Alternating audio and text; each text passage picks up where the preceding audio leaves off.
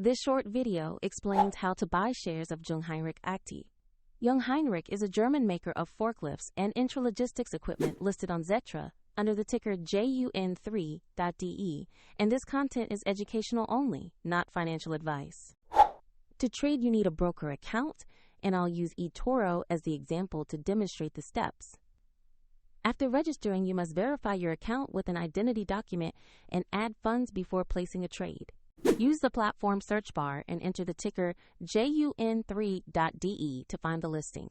Choose the result that clearly shows Jungheinrich Aktie on Xetra to ensure you select the correct stock. On the asset page, review the company summary and the price chart to check recent movement and fundamentals. Confirm the exchange and ticker match Jungheinrich Aktie before proceeding. Press Investor Buy, enter the amount you want to allocate, then carefully review the order details and fees before confirming.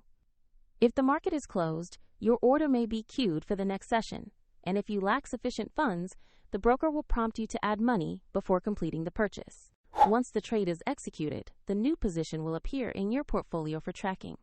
For convenience, the eToro link is in the video description below.